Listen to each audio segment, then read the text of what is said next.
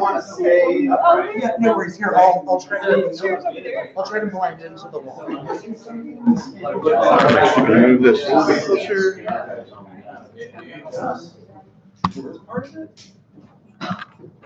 Oh, that might be part of it. You guys. Good. Look good? Not creating a weird anything. No. It looks very flat. I think it's best. I set it up real quick. Great. How's everybody doing today? That was the first. Thanks.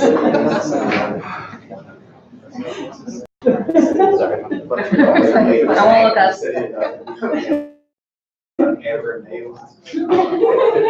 All immunity standard.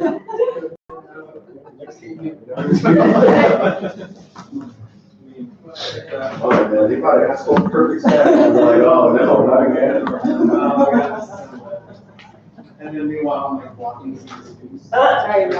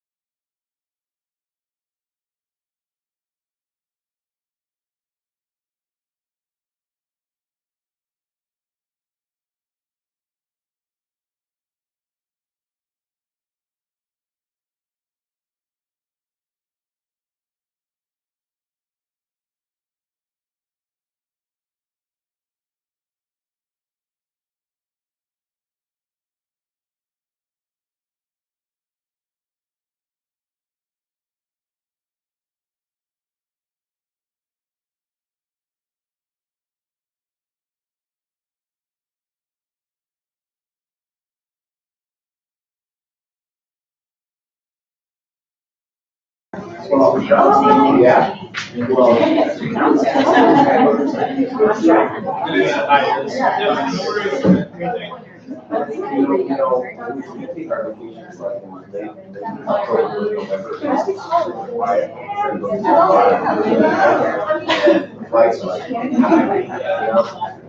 Right now, streets are just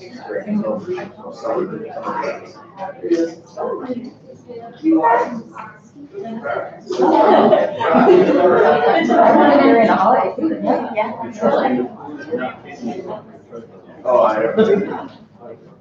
hi, everybody. Come on, in, hurry up. Get behind the cameras, we're fine. Should we put this on? Sure. Thank you very much. Yeah.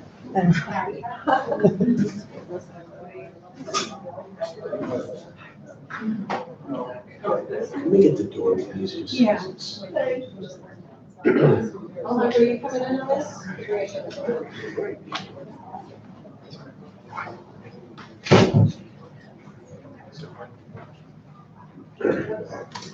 Good afternoon, everyone. I'm Daryl Steinberg, your mayor, and I wanted to take the opportunity to answer your questions and talk a little bit about the point in time count, which was just released publicly by the California State University, Sacramento Steps Forward.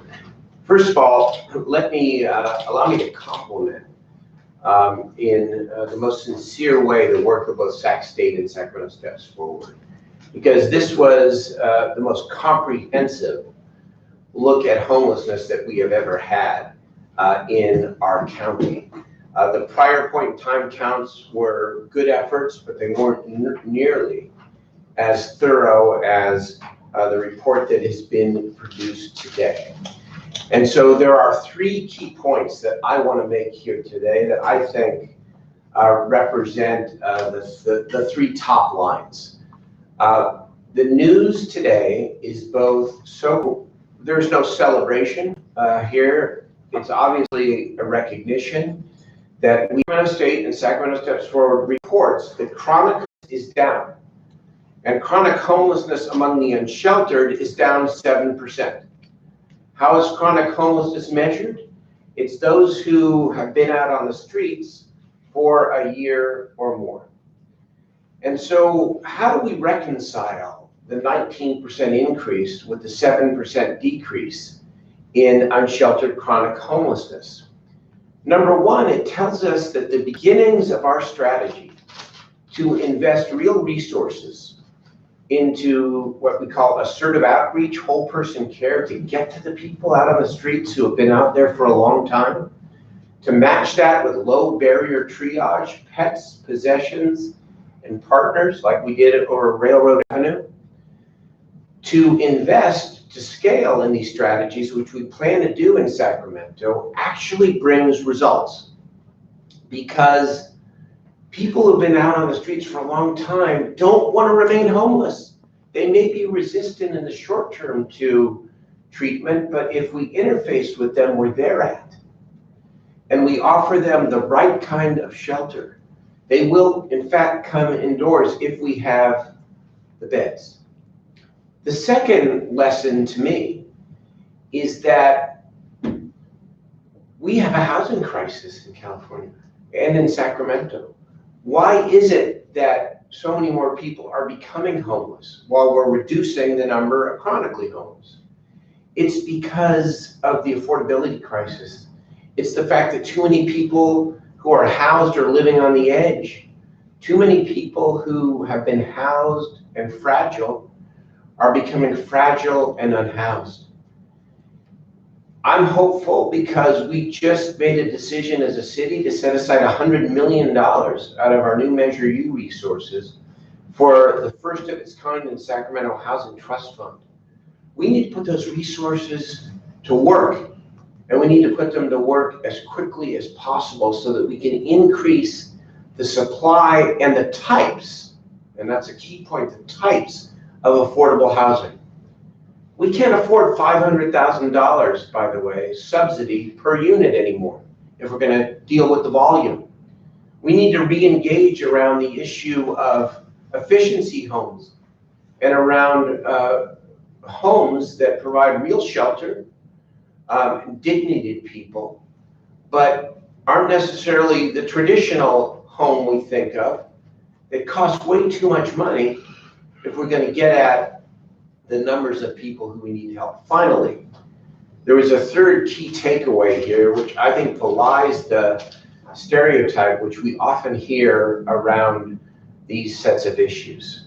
A lot of people say If you build more housing, if you provide more services, there in fact are going to be more homeless people because you're going to attract them.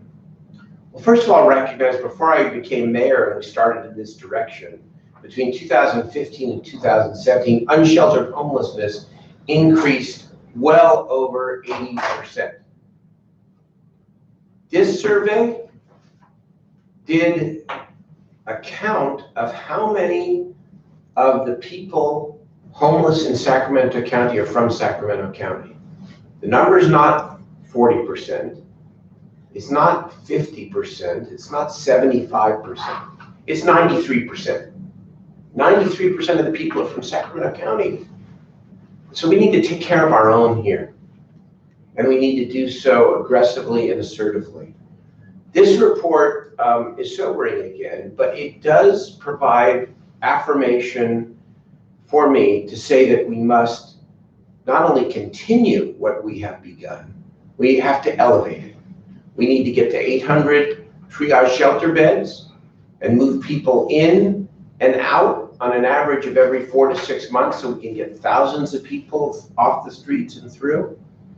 We need to work even more closely with the county, and our relationship is getting better all the time so that we can integrate their mental health services, their permanent housing resources with our outreach and triage efforts. And we need to stay at this so that in 2 years, we can see that 7% decrease in chronic homelessness become 20 or 25 or 30% or even greater. I'm happy to answer your questions. Yes, Vicki. Mayor Steinberg, one of the factors to the progress was the triage shelter, which has since been closed, and the district shelters are now in limbo, and others are compromised, such as the VOA Native Community Campus, Yes. which says upwards of 90 beds may become vacant. Is that going to hurt the progress that was made over the last 2 years? First of all, the premise behind your question is correct. We promise more beds and we have to deliver them. And nothing is as fast as I want it to be. And so here's what's happening. We will have the Capitol Park Hotel up and running by August. That's 180 beds and focused right on the downtown and the midtown. We are working as we speak with Caltrans on the WX site under the freeway. That can be between 100 and 200 beds. And we are ready to get going as soon as we get there okay. We are still working with Cal Expo, the so-called Ethan Way project. And that's going a little slower than I want, but we're pushing hard. And then in the days ahead, I will, as I promised, announce a South area site where we can accommodate another 100 to 200 beds. In addition, we are working to repurpose the existing 160 or so shelter beds that we currently fund and operate to transform those from long-term shelter beds to the 4 to 6 month triage beds that I just talked about. And yeah, I have a great deal of frustration about how slow things go and how long it takes to go from idea and siting to actually raising the beds. I'm moving as fast as I can, and we're pushing as hard as we can. Some of the siting issues are out of our control. There are some involved neighborhood-related issues. I'm attempting to just to run through these walls as fast, as quickly as possible. Within a month to month and a half, we'll have access to 180 new beds, and we will go from there as quickly as we can. Mr. Mayor, could you elaborate on the neighborhood-related issues that would kind of So here's factors? Let's be honest with each other and with your viewers. Most people are of two minds. They say, number one, we are tired of the homeless problem in our neighborhood. And then the next statement is, but please don't put any kind of a shelter in our neighborhood. How do we reconcile that? One of the ways we had success on Railroad Avenue, and it wasn't easy, and it took some time, but it eventually we won most of the people over, was to say that we are going to prioritize our outreach in your neighborhood. In other words, we get legions of complaints from people in the Land Park neighborhood, especially around homelessness under the freeway and adjoining the neighborhood.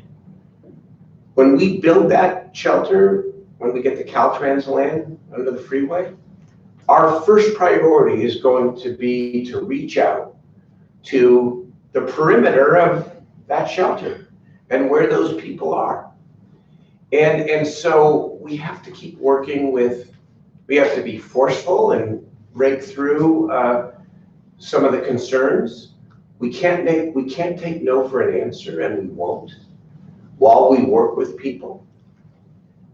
But we need to show people that their neighborhood homeless problem can actually be better by creating shelter in their neighborhoods. I want to make one other point, if I may, that I think is really, really important. There are those who say very directly to me, by email, in fact, every day, this is not a housing problem, this is a drug problem. And of course, it's neither one or the other, it is in fact both. But this is the absolute truth. People say, why aren't you breaking down these campsites? Why aren't you moving people along? We have some tools, certainly, where people are engaging in illegal behavior and we can catch them. We have the right and ability to enforce the law, and we're doing so.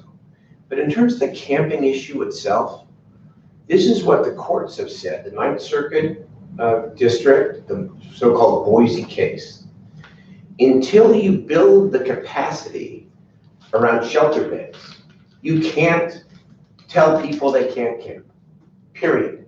On the other hand, once we increase these number of beds in the way that we are working towards, again, and beginning to show results, 7% decrease. Once we build that capacity, we then free our law enforcement officers to enforce the law appropriately, compassionately, but appropriately, and we will. And so those who say it's not a housing problem, it's a drug problem, you need the housing if you're gonna have all the tools to be able to enforce the law. And that is a key point. So it's not either or, it is both. And we do need more tools. We need more detox facilities. We need more drug treatment programs. We need more slots, so to speak, which is why, again, our relationship with the county is so important, because they can't do it alone and we can't do it alone. We have to do it together. Would you say it's worth it for, taxpayers to continue to invest millions in beds? What's your argument on that? Do you think that there's ever going to be enough beds for the thousands that are almost every It's not beds alone, but it is beds combined with the services. And it's enforcement. It is not allowing people to linger in the way that they're lingering, but you can only do that if you have the beds. And yes, this investment is not only worth it, it's absolutely necessary and essential. And it's not just a local investment, it's a state investment. It's a private sector investment. This is the single issue that challenges our great progress and our great hope as a city. It is the single issue. There are other issues, of course, but you look at the state of Sacramento now, man, there's so many great things. There's so much excitement. This is becoming the go-to city in so many ways. This is our challenge. And again, I'm not celebrating, because 19% is 19%. But you're darn right, I'm going to emphasize this 7% reduction in chronic unsheltered homelessness, because that tells me, and I think it tells the people, that if we follow through on what we've started, that we can bring those numbers down even more. Not only help the people, but help the neighborhoods and help the business corridors that are being affected in very dramatic ways by this problem. Getting away from percentages, how many homeless people are in Sacramento? Well, the number is over, the number of of people who are homeless at one time or another. They're not necessarily permanently homeless, it's 5,000. And not all of them are out on the streets. Some are living in cars. Some are living in shelters. Some have no permanent residence but are couch surfing with friends. And so there are too many people out on the streets. There are too many people that are hurting. And by the way, we need to be creative as well around providing safe haven and places for people who are temporarily living in their cars. And that's something that we should consider as well. But the drive is going to continue to be to bring people inside. Bring people inside and provide them with whatever opportunity in life and help that they need to reclaim their dignity and reclaim their lives. I've never said we will cure the problem. I've only said we have the opportunity to make it better. And when I see one downward arrow, which we see in this report, chronic homelessness down, that gives me, and I hope it gives the people of Sacramento at least some hope and some belief that if we continue to invest in the right way, that this will get better. And for those who have a different opinion, which is fair, this is a great city and people have different points of view. I would ask the only question that matters: what's your idea? What would you do to reduce these numbers even greater than what we have seen? What would you do? This is not just a Sacramento problem, by the way. This is a statewide problem. The numbers in other counties are much higher than ours. And we're on the right track here. And by the way, I'm also going to, morph my roles here appropriately as the governor's designated co-chair of his homeless task force. I'm going to be traveling the state over the next several months. And not going to be afraid to put forward some new and provocative ideas. So stay tuned in terms of what we can do to gain even more clarity on these sets of issues and bring these numbers down. Mayor Steinberg, you called the numbers today sobering. Were there any other surprises? I said sobering but hopeful. Sobering, hopeful, sorry. Yes, don't know. Were there any other surprises in there, key takeaways you think that maybe wasn't out there and readily known already? The 93% number, I think was very significant. Because man, this has been, those critics who say, Mayor, you're just inviting more people to come because you're providing soft landing for people. Really? I mean, I can say it till I'm blue in the face about the 80+% increase before I became mayor. But now this confirms that the problem is endemic to our community. People are having a hard time. A lot of people living on the edge here. And homelessness does not have one cause, but it's a Sacramento County problem, just like it's a San Francisco County problem, just like it's an Alameda County problem, just like it's a Santa Clara County problem. And so we can maybe get away from this idea that that if we only just, kind of ignored it, that it would get better on its own, because it won't. Back to the report, what do you think is different? You say it's more thorough than the last one. I mean, just off the top. It's more thorough. What jumps out at you? How? Why? Are there any reasons? Well, because they spent 2 nights and I'm sorry? Oh, more than 900 people counted. And more than 900, yeah, more than 900 people counted. I mean, they had a lot more people out there counting.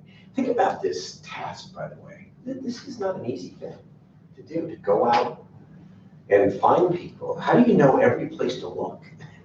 By having 900 people, you get to places where the previous point in time counts could not get to. And so very impressed with the thoroughness of it. And again, we're not trying to fancy up the numbers here. The number is over 5,000, but it's only 19%. Only, it's 19%. Because what really the demographers are saying and the researchers are saying is that is that in 2017, when we last did the count, that we undercounted because it was not thorough enough. In other words, the count in 2017 was significantly greater than what was reported. And so the researchers who were here, by the way, if you guys want to add anything here, come on up.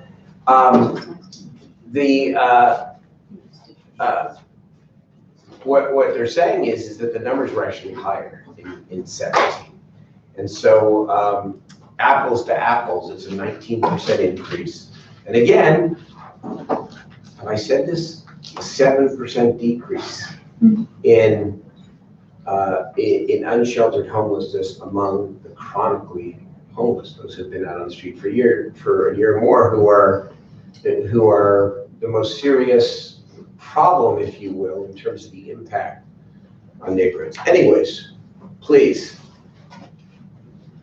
Go ahead. All right, good afternoon. My name is Professor Arturo Bayaki. I'm a professor at Sacramento State in the Division of Social Work, and I was one of the investigators, researchers working with Sacramento Steps Forward. And Lisa Bates, and again, and Emily Halkin, our homeless services coordinator. Lisa runs Sacramento Steps Forward. She comes from leadership roles in the state of California, and we're very lucky that she has come to help the city and county further strengthen our partnership and work together. And Arturo, I complimented you guys before you got here for the job that you did here. But they can answer any other questions that you have. Go ahead. All right, any questions? For either of you, I just left with the Sacramento Regional Coalition and Homelessness, and routinely every 2 years, and they say these counts are an undercount. You know, they don't take everything into account. When Youth Services reports a higher population than youth that were documented in this report. Sacramento State says that roughly 3,500 students are homeless, not including the community college. So why not include those? Or would you agree with that this is an accurate count, and that this population could potentially be larger?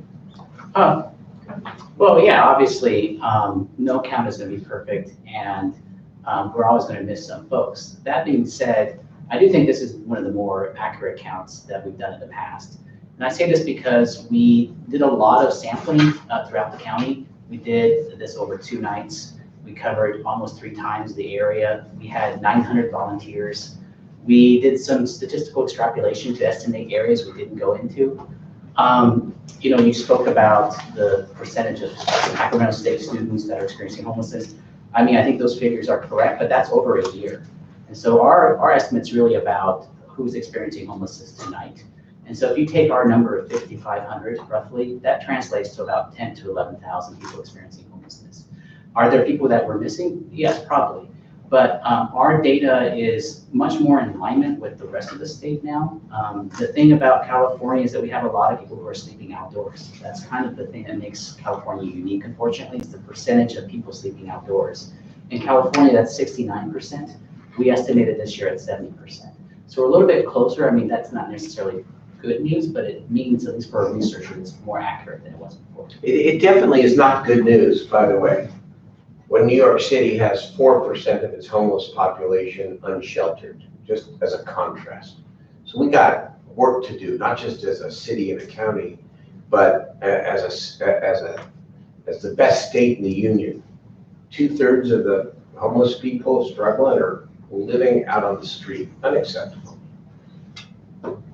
And I just may add that, you know, we contracted with Sac State. We did a request for qualifications and proposals because we really wanted to make sure we had better count this time, more neutral and accurate. And the way that we did this methodology going forward, we have a really solid baseline so that it'll be easier to compare the next time. So I know we struggle a little bit with accuracy versus being able to count or measure trends over time. The way that Sac State did this methodology this time will make it much more easier in 2 years for us to compare more apples to apples.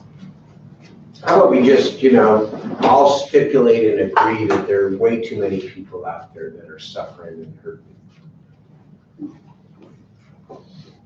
What else? About the report, what was the qualification for being a resident? Did you, like, how many years here, or what was that? The 93%. Oh, yeah, so we asked for the first time, every individual that we interviewed, where they were from, and 93% said that they were from the county of Sacramento. We did ask if you're originally from Sacramento or you're what we call a long-term resident.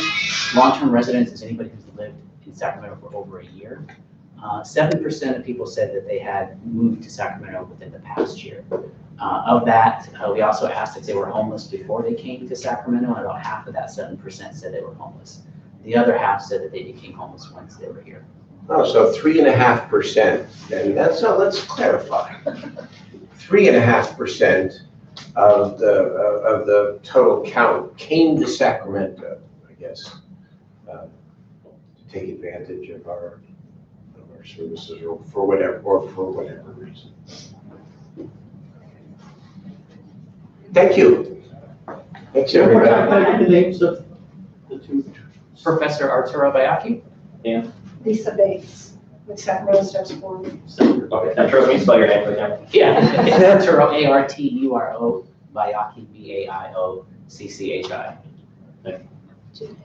Thank you. Thank you. They did a good job. Picture of you with the report. Picture me with the report. Come on, Arturo. We don't have still guys here. It's still good.